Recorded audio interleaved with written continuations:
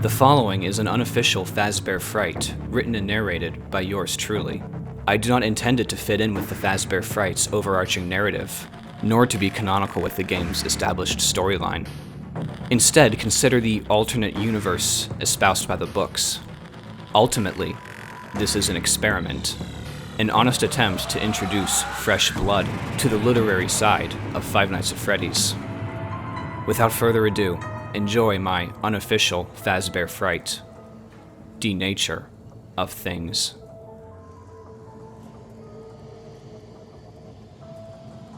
By now you should be able to see the building blocks of life precipitating before you. The doctor's voice was cutting in the cool, sterile room. Behold, the essence of what makes us who we are. Joseph had to admit he wasn't impressed. The substance materializing in the alcohol solution before him more resembled wet toilet paper than anything biologically profound. And compared to the experiments he and his fellow students had performed in prior classes, extracting DNA from mashed up strawberries seemed like a major downgrade in the coolness factor. Dr. Leo Wagner normally taught high school biology, but the elementary school had initiated a vocations program, weekly 90-minute blocks focusing on practical, advanced applications of a particular subject. Joseph and 9 other 5th graders had been selected to participate in the cool science class every Thursday, and his time with Dr. Wagner was by far his favorite part of the week. "Take your wooden skewers and catch a strand of DNA on the tip," Dr. Wagner instructed, "and tell me what it looks like." Joseph's lab partner, Bertrand, dipped the skewer into their beaker and pulled out a colorless, glutinous fiber. The look on his face suggested he had some less than savory things to say about it, too. "Looks like old shampoo," he commented. "Mm-hmm," Dr. Wagner nodded. "Chewed up wads of paper," a girl from another lab table offered. "Interesting," said the doctor. "Do you speak from experience?" "My baby brother ate my homework last night." A titter of laughter rang through the classroom. "Ah, yes," Dr. Wagner chuckled. "Truly the appetite for learning comes early in development. Anyone else?" "I'll tell you what it looks like," Joseph muttered to Bertrand, who silently mouthed his reply, and they both nearly choked on suppressed laughter. "What was that?" Dr. Wagner called out. Joseph and Bertrand froze. A collective blush rose in their cheeks as the class turned its attention to them. "Oh, come on, boys. What was on your mind?" There was a faint curl on the doctor's lips. "Why don't you say it out loud for everyone to hear?" "Frog spawn." The new voice sent a jolt throughout the class. Even Joseph and Bertrand, despite the voice belonging to their other lab partner. Billy, the exchange student from across the pond, was normally quiet as a mouse. So on the rare occasion he talked, it was as if an alien had exploded into the room. "Frog spawn," Dr. Wagner quoted. "That's one of those million-dollar words, I feel. Very interesting." Billy gave a sheepish nod and looked away. Joseph and Bertrand locked eyes and gave each other a silent smirk. Billy was due to say another word approximately 2 weeks from now. It was truly a special occasion to hear him speak. "Shampoo, chewed-up paper, frog spawn," Dr. Wagner proclaimed. "All apt descriptions, but I hope you recognize the profoundness of the material you have brought out. Strawberries might not offer much in terms of scientific intrigue, but DNA is something all creatures, big, small, simple, complex, share. Everything that is you, as a species, an individual, captured in strands of nucleotides, jam-packed in your cells." Joseph glanced back at the DNA, expecting some grand epiphany to descend upon him in that moment. So far, though, there seemed to be a scarcity of inspiration. The bell rang. "Think about this as you write your papers," the doctor called over the chiming clapper. "Remember, no later than the start of next class. You have a whole week to dwell on it." "You brought it, right?" Joseph whispered to Bertrand as he stuffed his folders in his backpack. "Yep," Bertrand said with a wink, pulling out the magazine from his bag.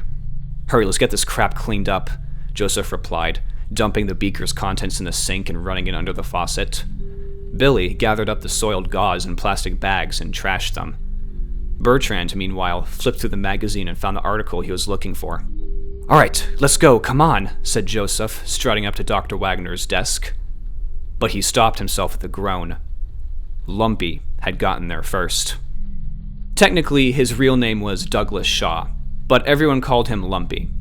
The kid had earned himself a reputation among his fellow pupils for his long-winded, stupidly obvious questions that brought the class to a grinding halt while teachers patiently explained basic concepts to him. He always seemed earnest about them, which only served to irritate his peers even more. As for the nickname itself, in one of their first classes, Joseph had stuck 4 toothpicks in a potato to imitate limbs and likened it to Douglas. The resemblance was uncanny. Lumpy was the unfortunate moniker that followed. Now, Lumpy was only further denigrating himself in Joseph and Bertrand's eyes by wasting valuable time with his inane questions. "When you say 1,000 words, how much over will you accept?" The boy's voice was a nervous warble that seemed to emanate from his nose. "Within reason," Dr. Wagner answered, piling papers into his case. "Like 100 words over? 200? "Mr. Shaw, write as much as you think is necessary to convey your message," Dr. Wagner affirmed. "If you think you need 2,000, so be it. But being too long-winded is something you want to avoid as well." Lumpy stood there oafishly, processing the instructor's words. Joseph could almost smell the wires in his brain shorting out. "But," Lumpy continued, "how long is long-winded?" "All I can say is follow your instincts," Dr. Wagner said. "You've written over a dozen papers for this class already. I think you know what I expect." Lumpy scratched his chin pensively. "Oh my effing God," Joseph thought. "Okay, I'll do that," Lumpy finally said. "Thank you, Mr. Wagner. I won't disappoint you." "Not a chance, Mr. Shaw," the doctor said curtly as the kid finally lurched off to head to his next class. Joseph and Bertrand smirked, certain that he'd missed the impatience in Dr. Wagner's tone. "Oh, joy of joys, you 3, Dr. Wagner said, dramatically stuffing his case. "If you'll excuse me, I have to be somewhere, anywhere that isn't around you 3. But the smile on his face betrayed his true sentiments. "You have time for this, Dr. Wagner," Bertrand insisted, shoving the magazine in his face. "Read the article." The doctor took the magazine and skimmed through the text. "See, they found one," Bertrand explained. "A real Atlantean. He has gills and webbed feet." Dr. Wagner laughed. "Really, Mr. McDowell? An Atlantean? In Kentucky?" "Yeah," Joseph interjected.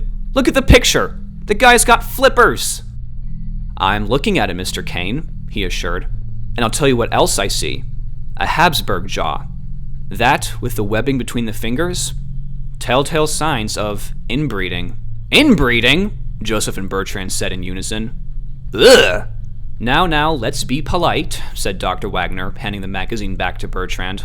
"Although poor souls like him are exactly why we ought to love each other outside our own families." "That's really messed up, Dr. Wagner," said Joseph. "Why do people even do that?" "Ah, who am I to fathom the incestuous mind?" he answered, closing up his case. Or judge, for that matter.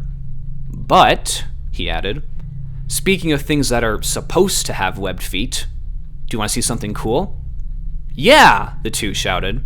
Dr. Wagner grinned and reached into a drawer behind his desk. Joseph, Bertrand, and Billy craned their necks over to see. The doctor pulled out a sanitary mat and laid it on the desk. Upon it sat a large, dead bullfrog, its color slightly faded from its formaldehyde bath. "Is that the frog we, galvanized last week?" Bertrand asked. "Galvanized," Dr. Wagner corrected. "But yes, it is. There's something different about this particular frog, however. Can you tell?" The 3 boys leaned in closer. At first, it just seemed like your garden-variety, chemically preserved amphibian corpse. But then, "It's alive!" Bertrand exclaimed. Sure enough, despite its limp, deathly disposition, the skin under its chin was pulsing faintly in the manner of a very live frog. "I don't understand," said Joseph. "Those are the same frogs we galvanized last week. You said that sending electricity through their muscles only imitates life." "Well, do you see any electrodes here?" Dr. Wagner grinned, sweeping his hand over the frog. The boys simply gaped wordlessly at the frankenfrog. However, this is only life in the loosest sense. As you can see, this frog seems unable to do much else other than, well, be. "How did you do that?" Bertrand breathed. The warning bell suddenly went off. "In due time, Mr. McDowell," the instructor said with a smile.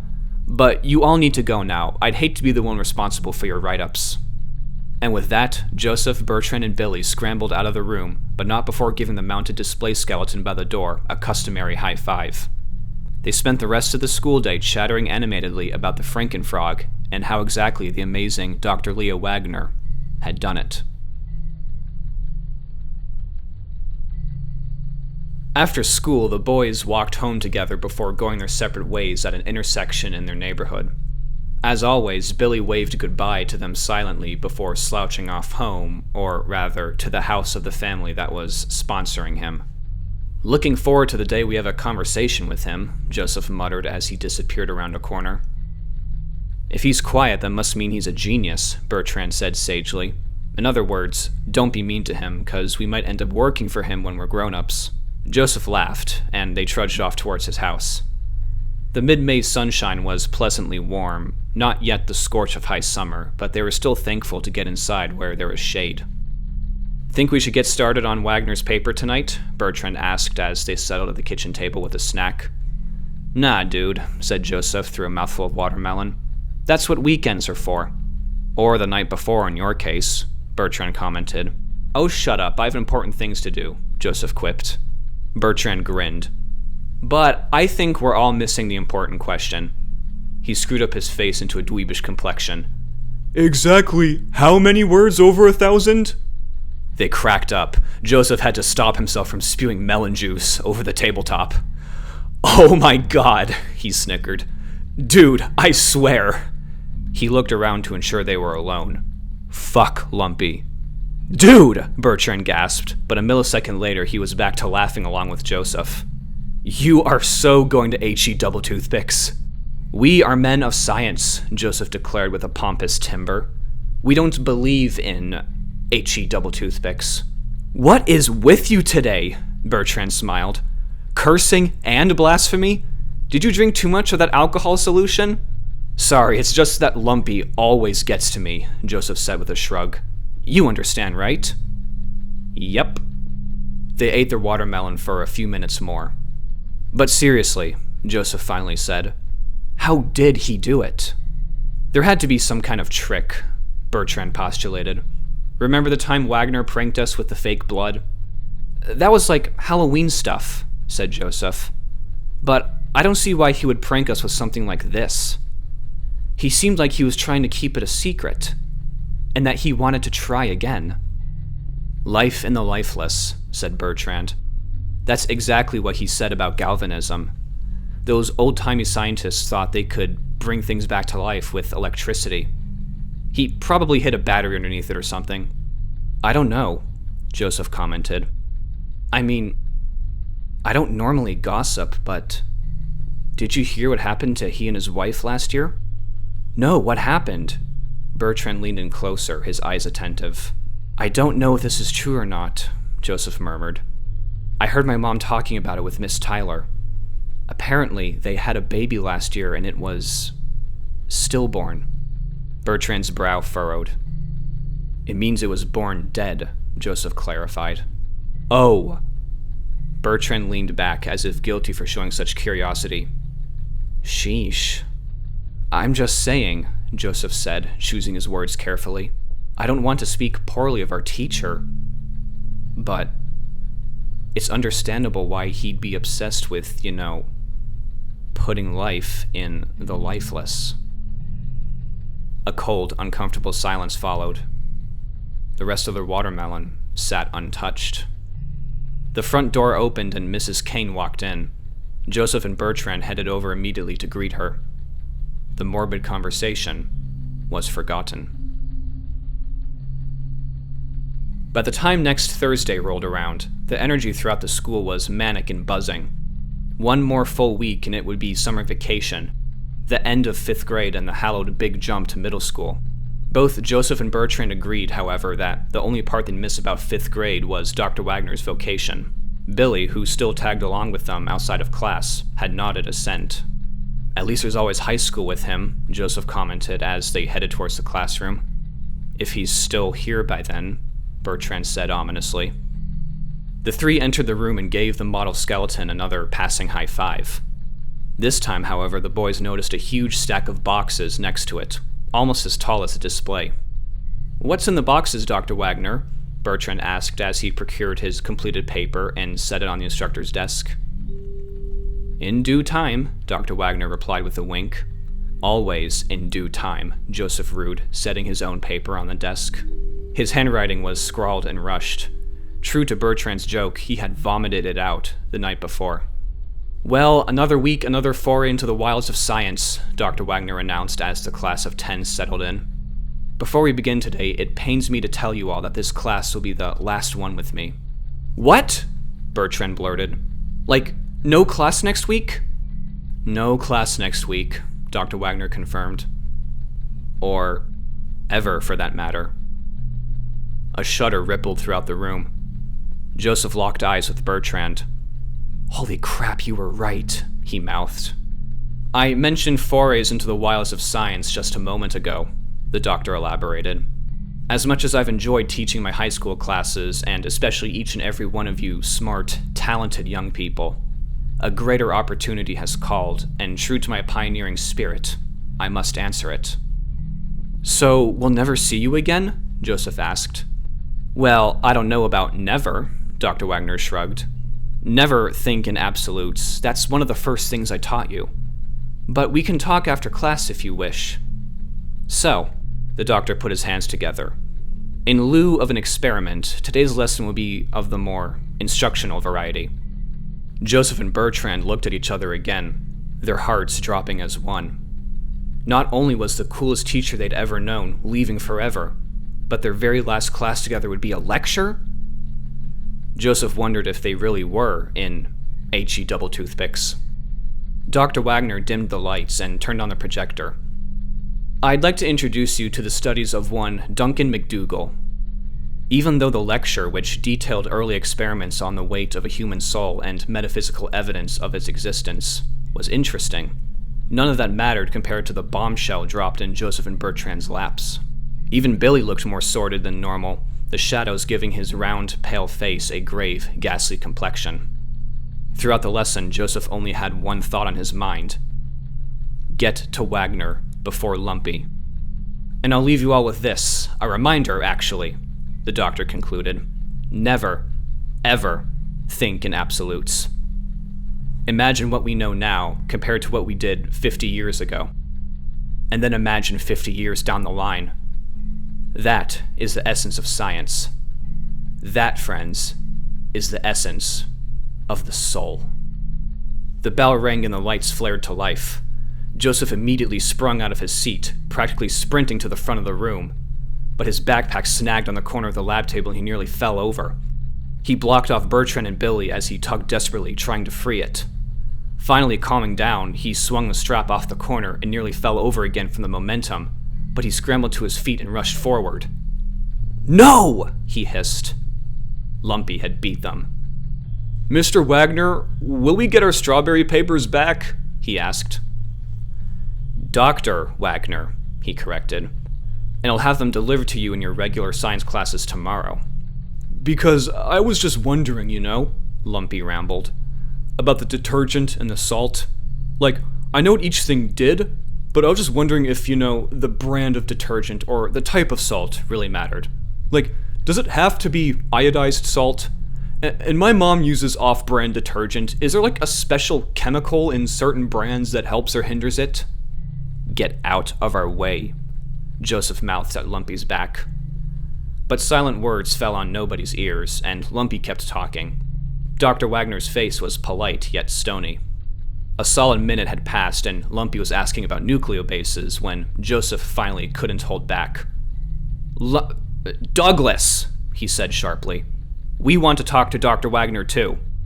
Lumpy turned to look at them, his expression infuriatingly neutral. "Okay," he said with complete innocence, back to Dr. Wagner. "I'll just look in the library. I had a good time in class, Mr. Wagner. Thank you for everything." "Take care, Mr. Shaw," Dr. Wagner said as Lumpy lumbered off. "That boy needs to see someone," he muttered as the kid disappeared. "Yeah, like an orderly," Joseph suggested.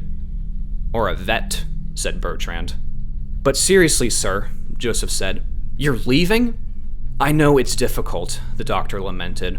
"You three are my favorites, bar none. If you're free tomorrow morning, you can catch me then." "No, we're not. We want to talk to you now, for as long as we can," Joseph pleaded. "Like, what about the frog?" The warning bell rang. "Can you at least tell us what's in the boxes?"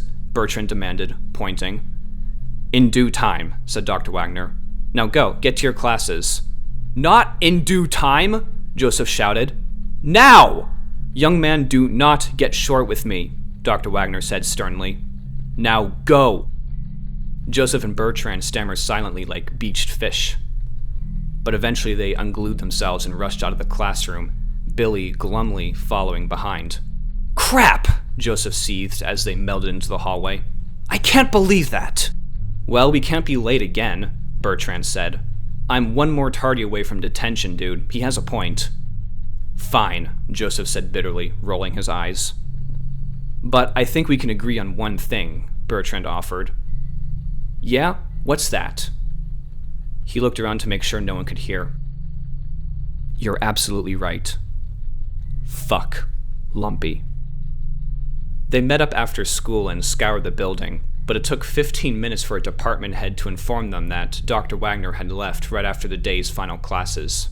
The three boys plodded out into the mid-afternoon sun, which seemed almost mockingly cheerful. This wasn't supposed to be a happy, sunshiny day.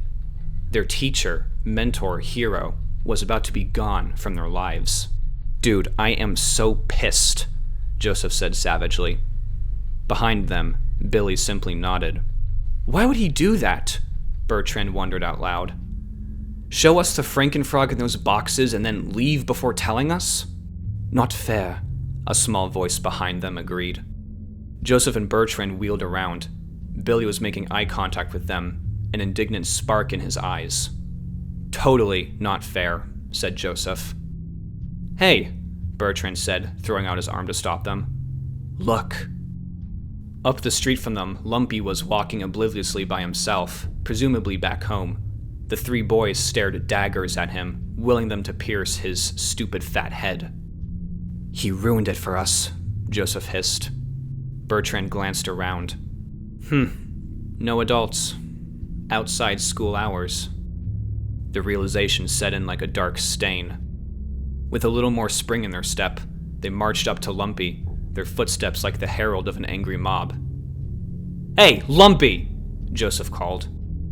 The boy stopped and turned around, wearing that same dumbass blank expression on his face. "You really couldn't keep your retarded questions to yourself for once?" Joseph railed. Lumpy's brow lowered, but he remained motionless. "Or are you just going to keep staring like an idiot?" "Seriously, how lame are you to constantly ask those stupid questions?" Bertrand chided. "You hold up class all the time, and you held us up the last 2 weeks trying to talk to Dr. Wagner." Lumpy's lips parted, but no words came out. "Nothing?" Bertrand continued. "Well, let me fill the silence, idiot. You're a fat, worthless tub of guts, and you need serious help to get that thick head of yours screwed on straight." Billy spoke up. "You are a stupid..." What followed was a single-syllable word neither Joseph nor Bertrand had heard before, but Billy had said it with such stinging acid that it seemed to color the air silver and red like a bloody dagger. It was unlikely Lumpy had heard it before as well, but its intended effect was swift and brutal. The ungainly kid's lower lip trembled. A muted sob broke free from his throat, and he turned and ran off the road, straight into the conifer grove off the side of the schoolyard. His weeping came out in spurts like the call of some nocturnal bird. But they disappeared with him, and in moments it was just the three boys standing in the middle of the street, the sun continuing to shine down merrily. "Geez," Bertrand finally said. "That felt good," Joseph muttered. "That's been on my mind for years." Think he'll be okay, though? Honestly, he'll be fine. I hear worse things in the cafeteria every day. Speaking of which, said Bertrand, turning to Billy. What was that you said? Never heard that one before, Joseph commented, peering down at the slight dark kid with quiet fascination. Billy looked at them and smiled. It's from back home. Lumpy knew fully well his name was Douglas, but he heard the embarrassing nickname so often at school, and his parents talked to him so infrequently at home, that it had all but become the new name for himself in his mind. He also knew running away from his problems wouldn't work forever, but now, as a dumpy, pathetic little boy, it was the best way to escape the pain he endured each and every day. Kids at school mocking him? Just run. Parents fighting? Just run. At least their scolding, nasty tones couldn't chase him, even if they still hurt really bad inside. But what made this incident especially painful was that although Joseph Kane and Bertrand McDowell had never spoken to him, they seemed all right. They had never given any obvious inclination that he was a bother. But Lumpy had done it this time.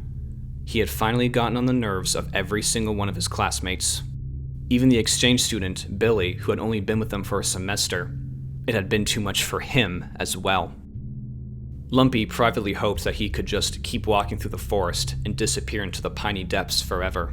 But his doctor had warned him that he couldn't walk naturally in a straight line.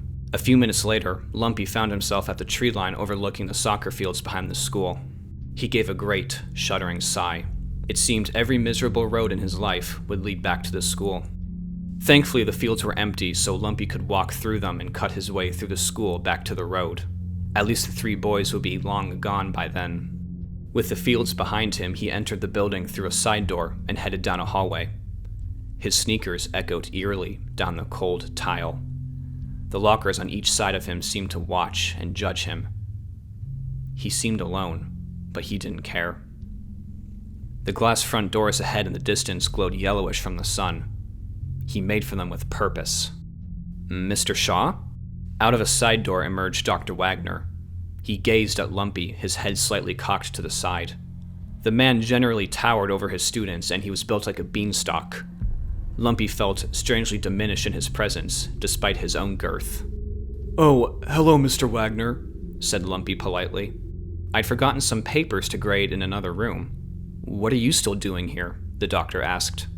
I did leave, but I got turned around, I guess, Lumpy said abashedly. Dr. Wagner's eyebrow raised. Is everything okay? Yes. But the man's stare was incisive. No, Lumpy admitted. No, I feel really bad. Dr. Wagner pursed his lips. If it doesn't seem too forward, would you like to talk with me about it?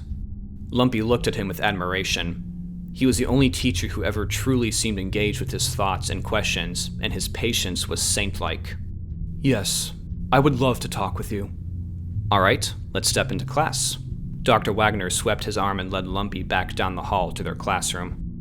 No eavesdroppers, Dr. Wagner said, easing the door shut behind them. Lumpy gave him an appreciative grin. He pulled up a chair. Sit down, Mr. Shaw. Do you want some cocoa? No, thank you, Lumpy replied, self-conscious about his weight. You sure? You know, I've always loved the simplicity of common remedies to common ailments, and I've found that the simplest fix for sadness is chocolate. Okay, fine, Lumpy relented. He hadn't had a good mug of hot chocolate since Christmas when his favorite aunt came down to visit. Be right back. The doctor disappeared into a side office. The sounds of a microwave emanated from the room. Lumpy looked around. Everything was the same, even the mounted display skeleton near the doorway, the mysterious boxes still stacked and unopened next to it. Its open jaw and outstretched arm normally seemed welcoming, but today there was almost a silent urgency to its bony form, as if it were offering to lead him back out the door. Then came the tinkle of a stirring spoon, and the doctor emerged with 2 steaming mugs. He handed one to Lumpy. Thank you, sir, said Lumpy, and he took a sip. It was packaged powder mix, not exactly A grade, but appreciated nonetheless. There was a slight hint of detergent in the cup, but he was used to it. often having to wash his own dishes back at home. "So, what's troubling you, young man?" Dr. Wagner asked, sitting across from him and taking a drink. "Well," Lumpy said, letting the warmth give him strength. "Those 3 boys, Joseph, Bertrand, and Billy, they caught me outside and they just started yelling, insulting me." "Interesting," Dr. Wagner mused. "Even Billy?" "Yes." "Huh, that boy barely says a word in my class," he said. "He certainly said words to me," Lumpy continued.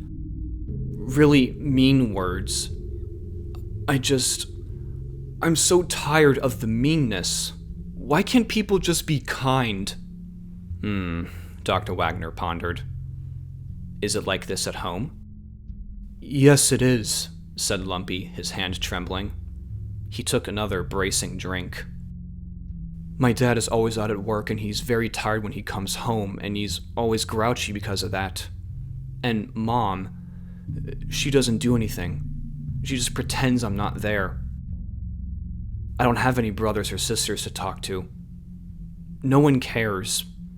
I just feel like the butt of the world's biggest joke." The doctor leaned in. "And why do you suppose that is?" Lumpy's hand spasmed, nearly dropping the mug. Because I'm fat. And I'm not as quick as everyone else. So I get picked on. And my parents, they don't..." He shuddered. "They don't try. They don't listen. I don't know what to do or where to go. I get good grades, but I still don't feel good. And sometimes I feel like the only time I'm happy is when I'm in your classes. I do things. You talk to me. I have fun. I feel like it's what I'm supposed to do. Every other time of the week, I hate myself." The tears broke through. Lumpy's hand shook so bad the doctor had to steady his mug. He tilted it towards Lumpy's mouth, and he took a reluctant sip. The detergent was stronger than before. "That's such a sad story, Mr. Shaw." He leaned back in his chair, setting his own mug on the desk. "And you know the unfortunate thing about it?" He locked his fingers and took a deep breath. "They're absolutely right." The trembling stopped. Lumpy might have frozen solid. "What?" "I am a scientist, young man," said Dr. Wagner, leaning forward. "I lack the rose-tinted glasses of a parent or an administrator. I can see things for how they are, perceptions and emotions aside. And in more concrete terms, they're correct. You are quite the unremarkable specimen. Unseemly, even. If we were cavemen, you'd be left out in the cold for the wolves. But society's advanced beyond such savagery. And people like you only serve to grow contagious and soft off its excesses." Lumpy barely comprehended what the man was trying to say, but the tone and context were enough. Whatever bad feelings he harbored in his chest were starting to curdle and spread. "Why are you saying these things?" The doctor gave a close-lipped laugh. "Ask no stupid questions, young man. You ever heard that one?" "Please stop it," Lumpy whined, lowering his mug. "Now you're being mean. Finish it," Dr. Wagner urged. "Finish that drink." Spasming with sobs, Lumpy drained the rest of his cocoa. Now the stuff just tasted like straight detergent. He coughed, a soapy metallic slick caking the inside of his mouth. "I've become something of an artist these last several months," said the doctor once Lumpy was done coughing. "Whereas others work in pastels and clays, my medium of choice is agony.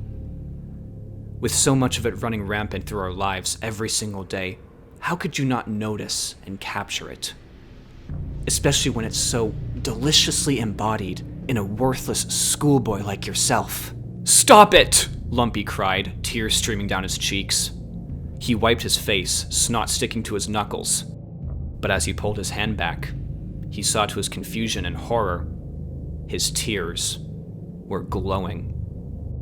No, they weren't glowing. As he looked closer, he noticed it was a solution. 1 part tears, 1 part strange, whitish blue, luminous fluid that sparked no recognition. He pulled his hand away and looked up. The man was silent and fixated on his face, no doubt shining with the strange liquid seeping from his eyes. Mr. Wagner? The man stood up. Lumpy only saw the briefest glint of steel before the man's fist buried in his chest. A bony crunch, a crippling stab of pain that exploded in his heart and shot through his ribs. The strangled puff of air that had been forced from his lungs.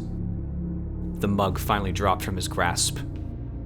Lumpy looked up at the cold, emotionless face a few inches from his. The killer leaned in closer and whispered, "Dr. Wagner." The model skeleton now appeared surprised, its jaw dropped in shock. "I warned you, and did you listen? Nope! Now look at what's happened!" Quick as a viper, the doctor withdrew the knife and plunged it into Lumpy's guts, slashing upward. The force, the concussive spilling of his innards, seeping from the fissure, finally forced him to collapse to the floor. The pain was overwhelming, dulling his other senses, screaming psychic alarm bells. But despite his choking and his blackening vision, Lumpy could see that among the liters of blood pouring from his stomach, there was another bodily fluid. One that glowed whitish blue. "Pure," Dr. Wagner gasped. "And such prodigious amounts. All that fat and blood, incubating all that essence."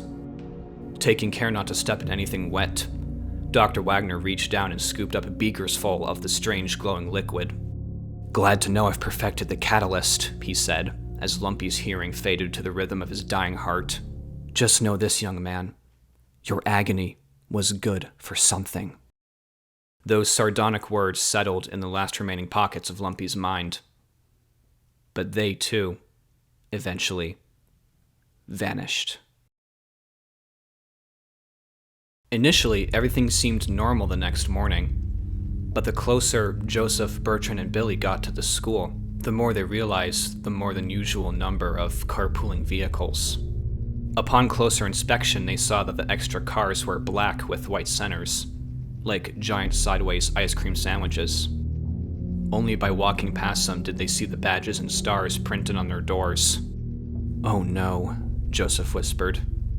Students continued to stream through the front doors, but they looked at the parked police cars with perplexion. As the trio entered the building, the atmosphere inside was hushed and gray, like the school was sitting in a storm cloud. Vice Principal Greenlee was standing just inside the doors. He perked up the moment he saw the boys. "You three, into the office."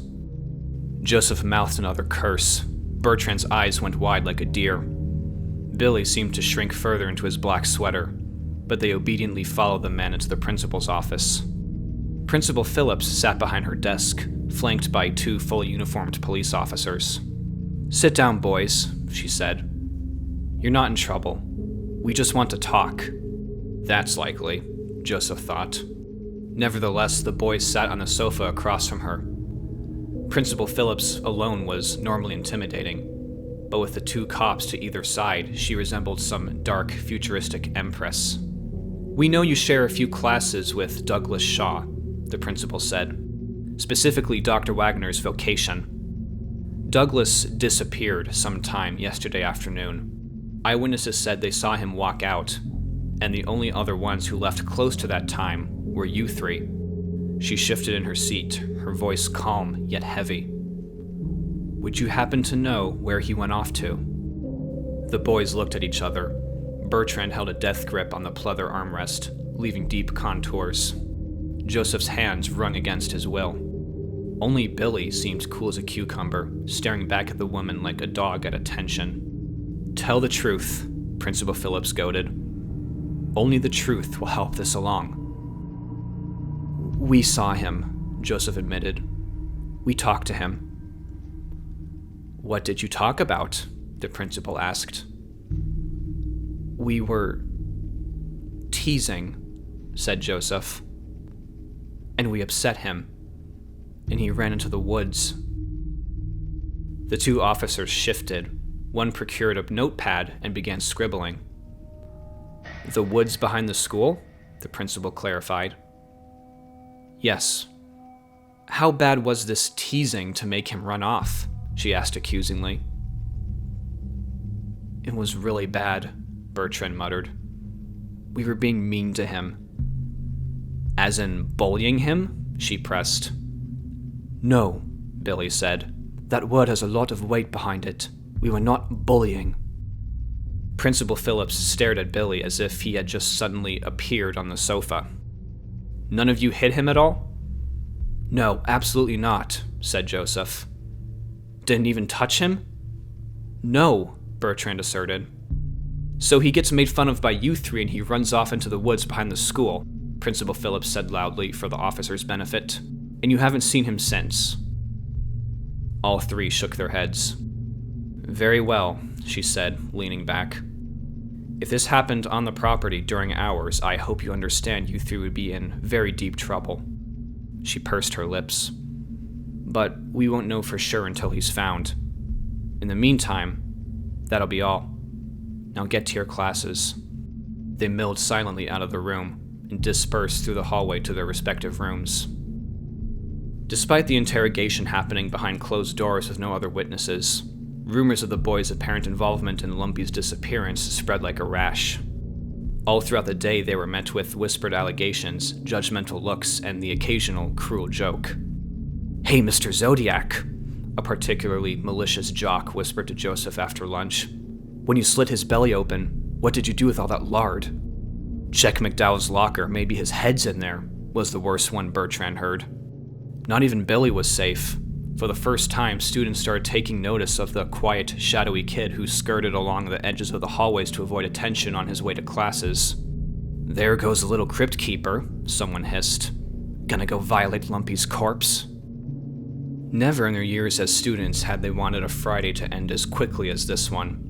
The final 15 minutes of 8th period science, which Joseph had dubbed uncool science, felt like 15 lifetimes. Oh, for everyone in Dr. Wagner's vocation, their teacher announced, I have your final projects.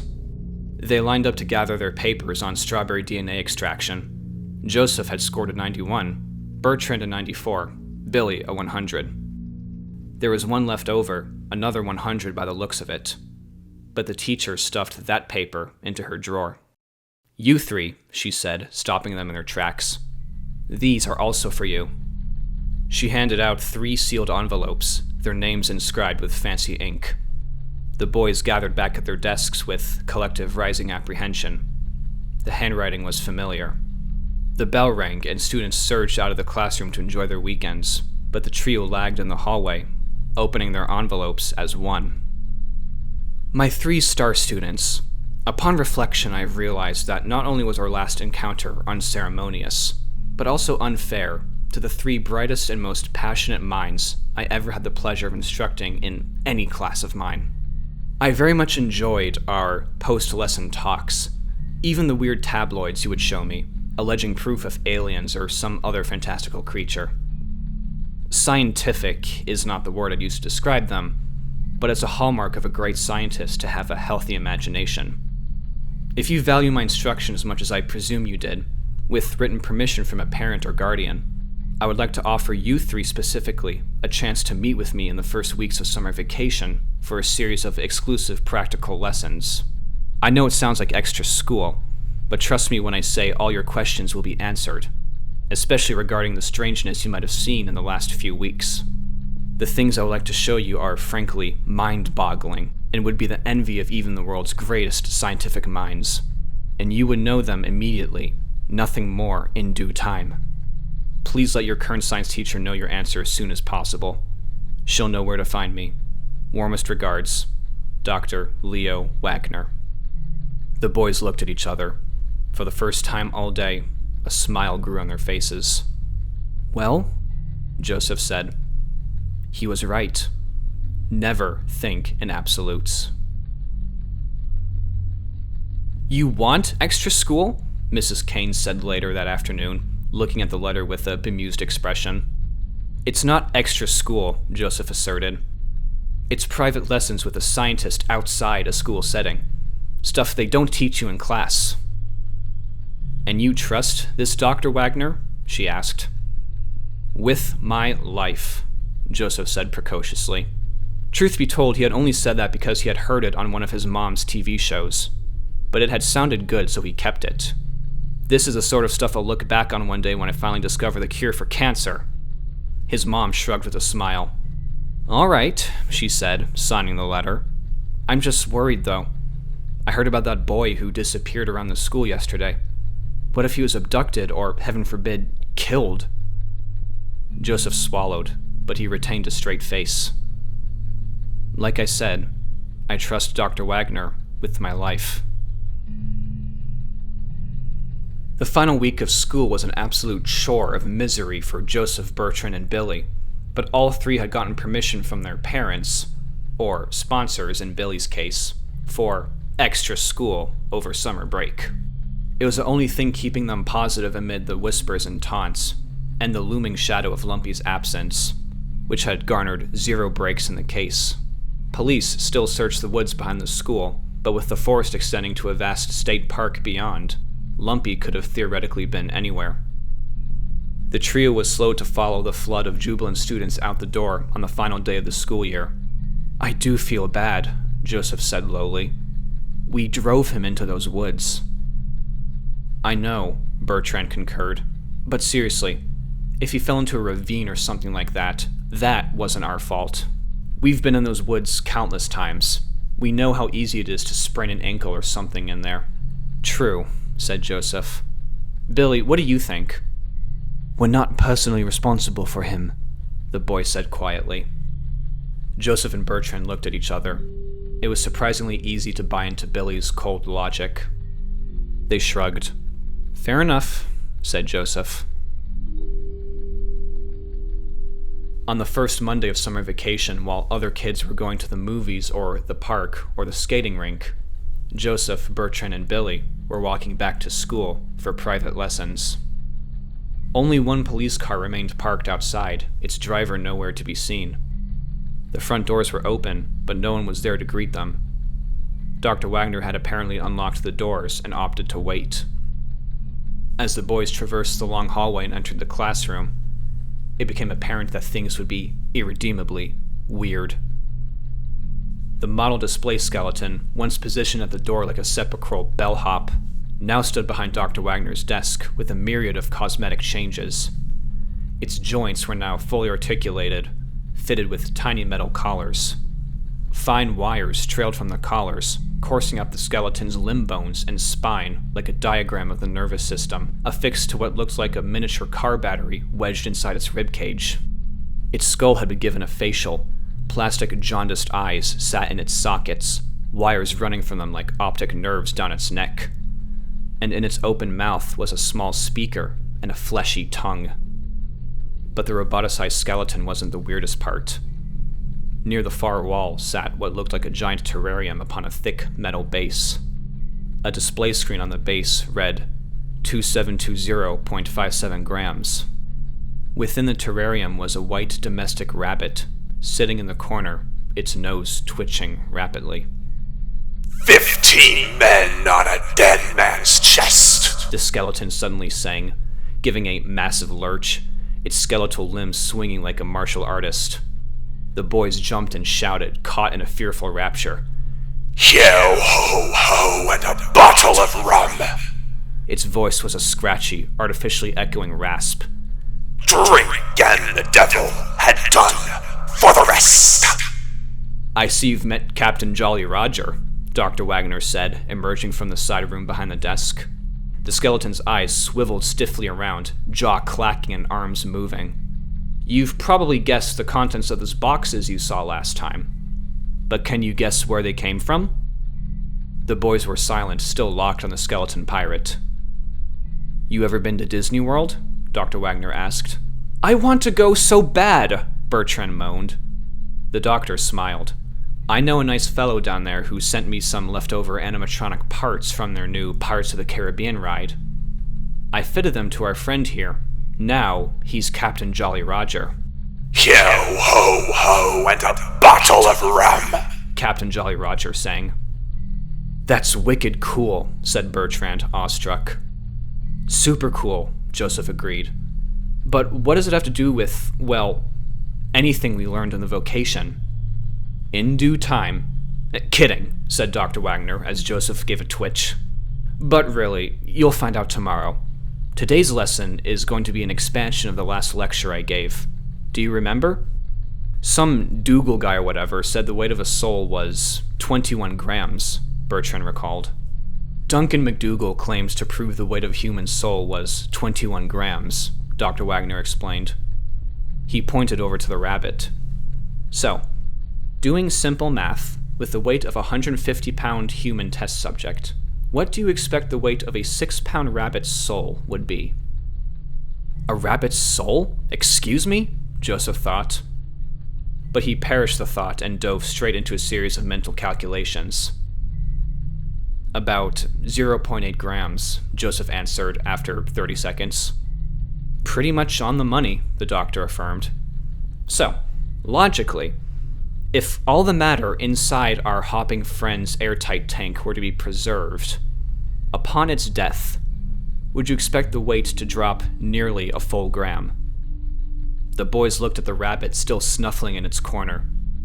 I guess if the soul went somewhere beyond the tank, said Bertrand, then yes. Are you saying rabbits have souls? Joseph asked. Not like we humans do, Dr. Wagner said with some pride. But there is something there. Some animating force beyond our current understanding. The religiously inclined might call it a soul. For now, I would like to call it essence. You discovered this? Joseph said with awe. Indeed. For our first lesson, I would like to fundamentally prove the existence of essence, of what some call the soul. The boys' mouths hung open with fascination, undiluted by impossibility. Wait, Bertrand realized. If we're going to prove that the rabbit has a soul, does that mean we're going to kill it? Yes, said Dr. Wagner simply. The boys shifted uncomfortably as the heavy realization sank upon their shoulders. One thing they don't teach you in school is the ramifications of progress, the doctor continued softly. The sacrifices made, the lives lost, the moral preconceptions twisted. Oppenheimer looked over the atomic bomb and said, I am become death. But becoming death brought a world war to a close. He gestured flippantly towards the rabbit. And one simple rabbit will lead to a breakthrough beyond our wildest fantasies. Disregard your preconceived notions and open yourselves to the road ahead. Do you understand? Okay, Joseph whispered, overwhelmed with the weight of dark possibility. I understand. Bertrand nodded. Billy gazed expectantly at the rabbit. Dr. Wagner walked over to the tank. The process will maintain the mass inside the tank, he explained. The air within will be filtered out and replaced with an equal density amount of cyanide gas. Hypothetically, nothing will be lost, except that significant eighth of a gram. Watch. He pressed a button on the terrarium's base. There is a quiet hissing sound as gas is exchanged and filtered out of the space within. The weight remained unchanged. The rabbit's nose stopped twitching. It panicked, jumping against the sides of the tank, emitting nauseating thumping sounds. Joseph's hands curled into fists. Bertrand shifted his weight from foot to foot. Billy, meanwhile, only stared. The rabbit sank to the floor, its abdomen heaving with desperate breaths. But soon it fell still. The hissing sound ceased. For a gravid moment, the onlookers watched the weight, which remained unchanged. Then, instantly, it dropped. Holy smokes, Bertrand gasped. 0.84 grams, Joseph observed. Gone. The integrity of the tank is stable, Dr. Wagner said softly. No random matter has left or entered. So where did that mass go? None could bring themselves to answer. That is essence, said the doctor reverently. DNA makes the rabbit a rabbit, but essence makes the rabbit what it thinks itself to be. And just like how you share DNA with a rabbit, we also hold essence within ourselves. Now, take your seats and write this down. The sun was setting by the time Dr. Wagner's first lesson let out. The boys walked home in complete silence, their backpacks stuffed with fresh notes detailing concepts they were too young and innocent to understand. The few times they looked at each other, there was fear and apprehension, and some silent, unspoken truth that they had gazed upon something they might not have been supposed to, and that they were fundamentally different people as a result. Older, wiser, yet maybe not for the better. All evening, and for the rest of the next day, Joseph refused to relay details of what he'd seen in the classroom.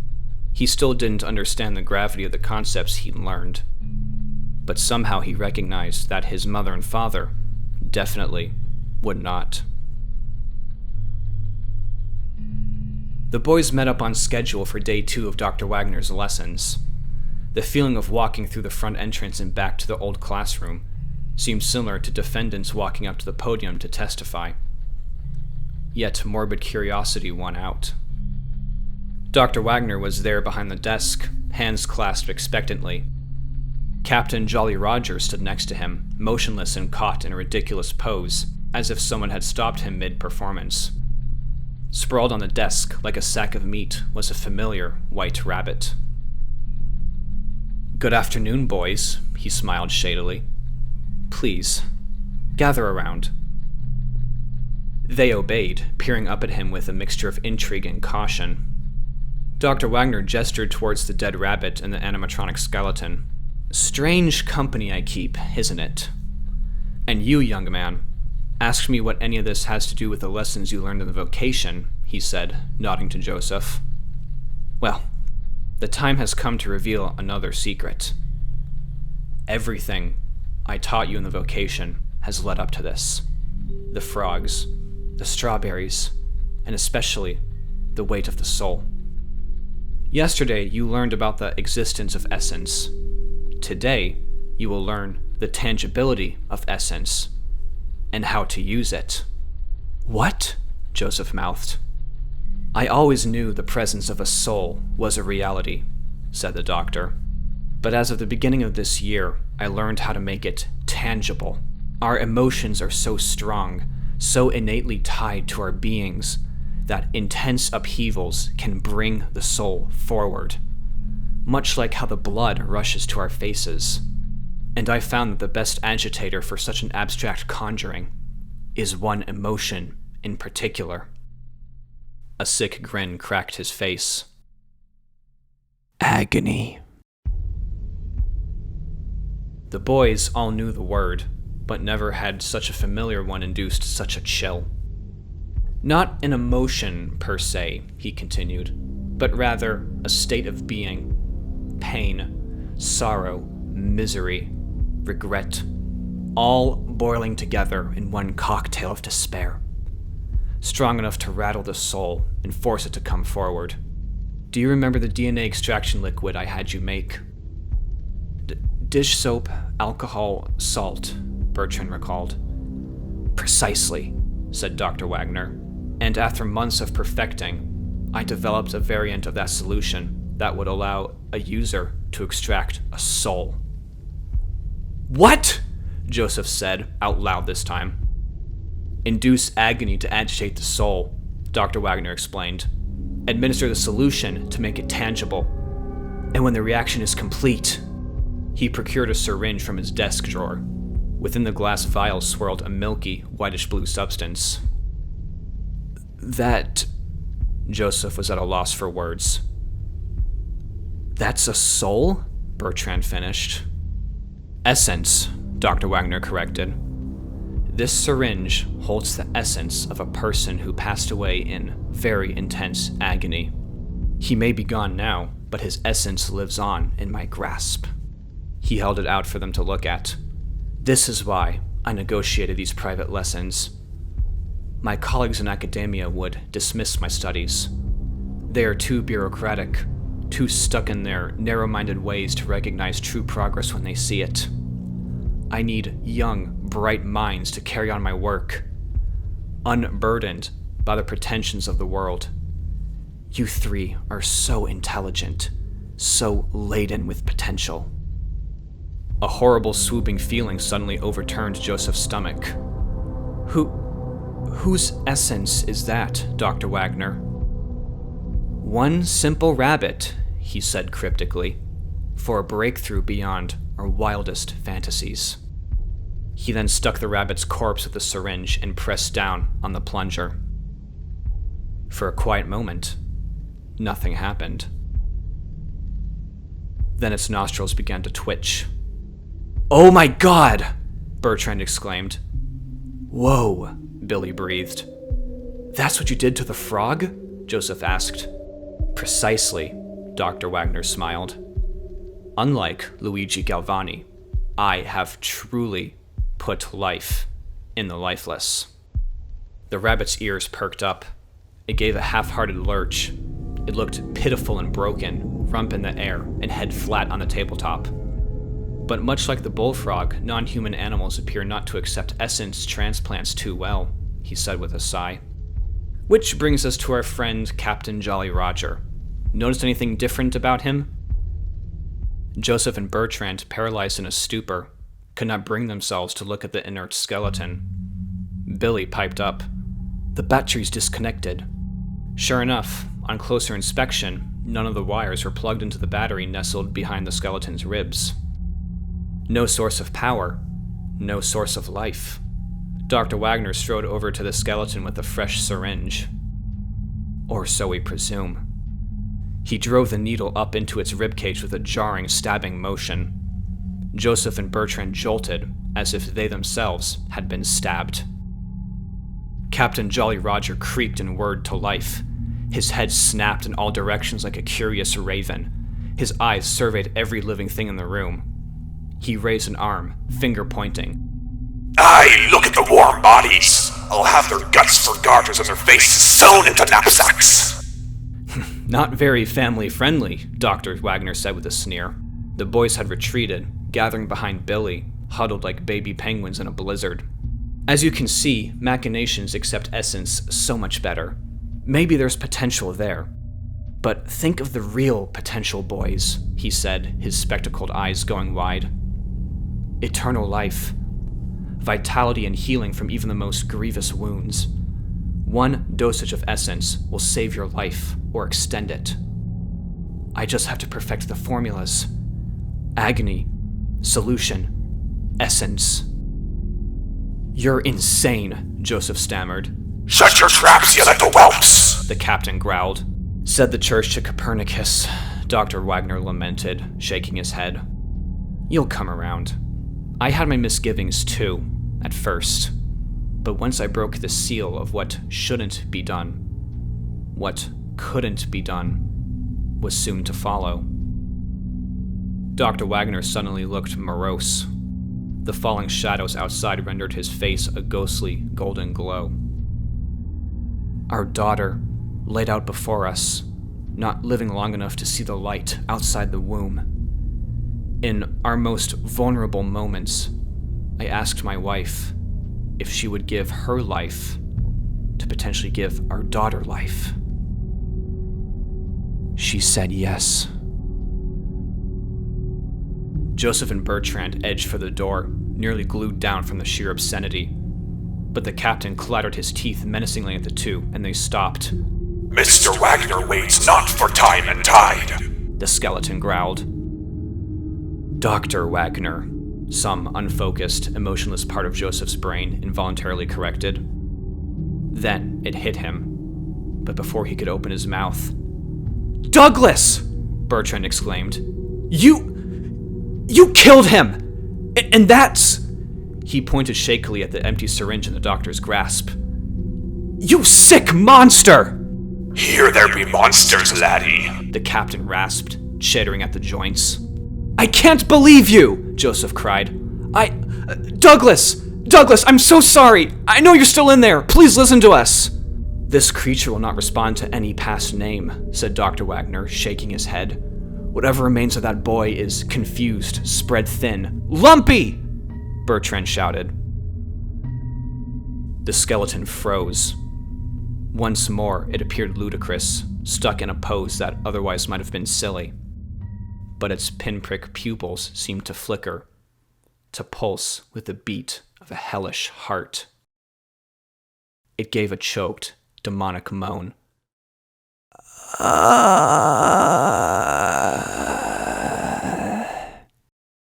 Its head swiveled like an owl. Towards the doctor. "The devil's come for you, Mr. Wagner." It charged, glided almost. Its thin frame only served to knock the doctor off balance, but that was enough to catch him by surprise. Its bony fingers snagged Dr. Wagner's coat and tore off a great chunk. The man stumbled. The captain emitted a throaty rasp, its hand raised over its skull. A blade glinted in the last light of sunset. Like a pneumatic drill, the captain's fist jackhammered the flailing Dr. Wagner, dozens of impacts in mere seconds, each contact with the scalpel leaving a blooming red stain on the man's skin and clothes. He barely had time to scream, save for a single strangled yelp, before his lungs flooded with blood and he collapsed, twitching and writhing on the floor. Before the boy's petrified eyes, his white clothes were consumed by an amoebic tide of crimson. His shattered glasses were stuck in his face, which resembled little more than a slab of oozing beef. A single red bubble burst where Dr. Wagner's mouth would have been. His voice was garbled from the blood in his throat. "Wonderful." Then his body fell still. "Run," Bertrand whispered. "Run!" he screamed, wheeling around and pushing past Joseph and Billy. The two jumped, pivoted, and bolted for the door, Bertrand scrambling to throw the door open. But the captain glided across the floor. Its feet had been fitted with wheels, crossing 10 feet in less than a second. The force of it rushing past Joseph and Billy sent a whip-crack of wind across their faces. The bloody scalpel raised in the air again. "No!" Joseph screamed. Bertrand let out a single cry, some primal, fatal sound, like a lamb at the slaughter, but it was nearly drowned out by the gnarly thwack of the blade in his spine. Even as he slid face first on the floor, a dark, liquid knot blossomed through his shirt. In a flash, the skeleton was kneeling over him, its bony, wiry arm aflash as the blade plunged in and out of Bertrand's back. Ribs cracked and muscles tore, but Bertrand remained vocally silent, the only movement from the sheer impact of the captain's manic stabbing. Tears clouding his vision, Joseph grabbed Billy by the arm and hauled him away from the carnage, vaulting over Dr. Wagner's lifeless body, and they both hurled themselves into the storage closet behind the desk. Joseph slammed the door shut. "Bertrand," he blubbered. It had all happened so fast. They'd known each other since they were both in diapers. They'd played, fought, been there for support. All those years, all the years ahead, snuffed out by some psychotic killbot. "We can't both escape," Billy murmured, his face gloomy and stoic. "No chance," said Joseph. His trembling voice was tinny in the storage closet. "That thing's way too fast." "What do we do?" Billy whispered. "Call someone," Joseph rambled. "Alert them. Raise an alarm." "The fire alarm," Billy realized. "Yes," said Joseph. "There's one in the hallway." "We can't both escape," Billy insisted. "I know." Joseph wrung his hands nervously, his brain firing with calculations. "Here's what I'll do." The door flew open. Silhouetted in the dusky light was the captain, a black, shadowy skeleton with yellow eyes, blade raised to kill.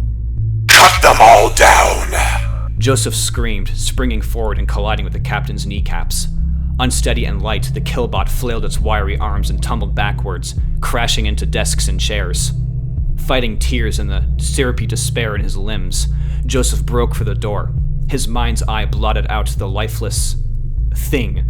He settled with thing jammed against the frame. He wrenched it open, ignoring the grisly scraping sound of the thing sliding across the floor, and squeezed into the hallway. The escape path laid out before him. The front doors welcomed him in the distance at the far end of the main hallway. But he couldn't skimp out on his plan. He couldn't let Billy die. He couldn't let Bertrand lie there for any longer than he had to. Instead, he charged for the fire alarm across the corridor, nearly smashing his hand reaching for the lever. As he yanked his arm down, as cacophonous bells clanged and reverberated throughout the school, a dry flutter creaked behind him. His body tensed. He closed his eyes.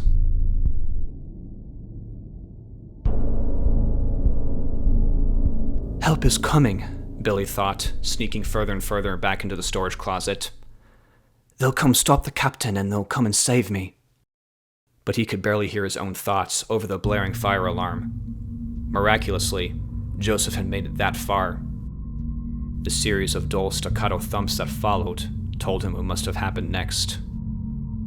Hopeless, Billy thought, looking around. Shelves lined the cramped space around him, jam-packed with beakers and test tubes. Nothing suitable as a weapon. His only company was another model skeleton hanging out in the farthest corner. Without the wires and eyes, it seemed benign, almost accommodating. Billy slunk across the shelves, the space between the racks too tight to hide in. His only remaining option was behind the model skeleton. Swallowing his dignity, resigning to the ephemerality of life, Billy squeezed behind the skeleton, wedged between its vertebra and the back wall, and remained still. The doorknob clicked open. Down to the depths with ye. Captain Jolly Roger rolled into the storage closet, stinking with fresh blood, the scalpel in his fist a glimmering ruby shard. Billy watched with terror, observing its jerky joints, its rolling eyes, the synthetic tongue that clicked inside its fleshless jaw. It was uncanny, the way it almost seemed to float, slowly propelled forward on soft, silent wheels. I'll smell you out, lad, like a dog. Then I'll skin you like one too. A red ribbon streaked down its mandible like drool. The scalpel dripped on the floor. It was 3 feet from the model skeleton now. Billy's hiding attempt was beyond pitiful. Hot rage boiled under his skin. How fate had turned so mockingly absurd for him. The captain stopped mere inches from the model skeleton. Its tongue could have lolled out and licked the other's face. Billy's flesh locked up. Any moment now. Tricky little devil, ain't ya? The captain growled. I'll get you next time, you stinking bill-tract. And, inexplicably, the captain turned fully around and wheeled out of the storage closet. Billy exhaled. The ringing fire alarm seeped back into his ears. What the hell? The skeleton was really enough to fool it?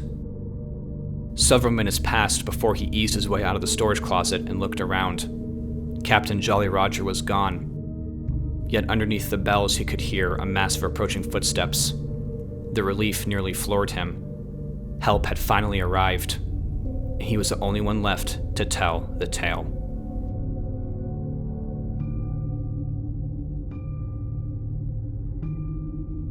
For the second time in nearly 2 weeks, emergency services had been summoned to the schoolhouse.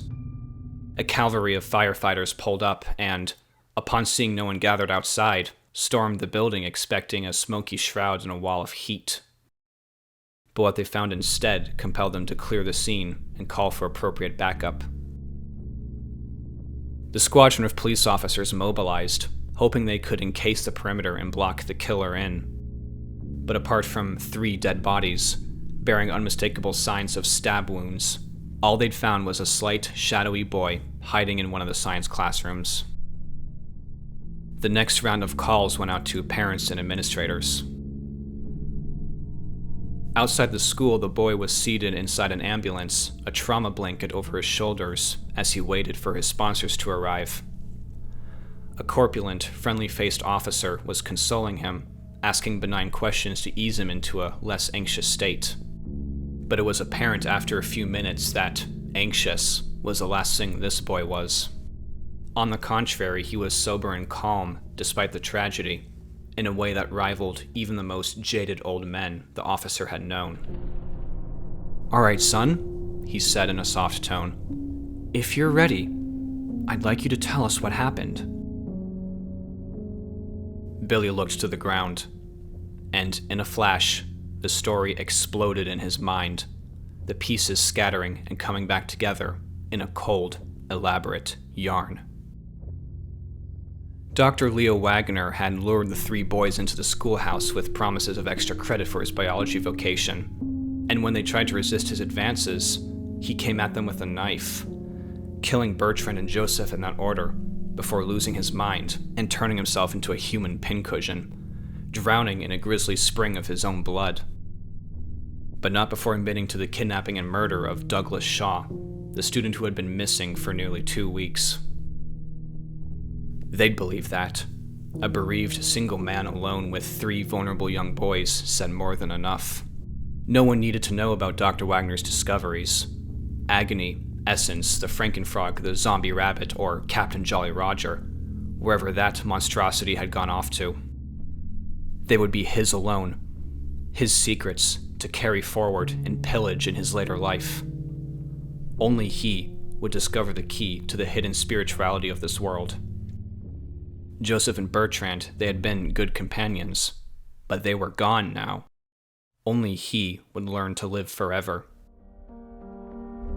And Douglas Shaw, alias Lumpy, had been nothing more than a simple rabbit. "Billy?" the cop goaded. The boy snapped out of it. "My apologies, officer." "It's okay, son," the cop smiled. "Are you ready to tell me what happened?" Billy nodded. "Very good." The cop procured a tape recorder and clicked the button.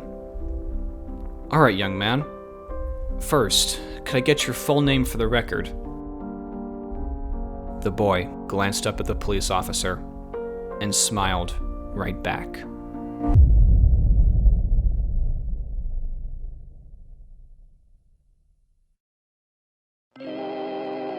Hey there, listeners. If you made it to the end, I hope you enjoyed my Fazbear Fright, Denature of things. If you did, leave a like, a comment, subscribe, and maybe share it around too, if that's your thing. And if you really liked what you heard and want to support a writer like me, then check out my book, Hell's Gulf, an absurdist comedy horror that takes place in Northwest Florida. I mean, that place is scary enough as it is. Links in the description.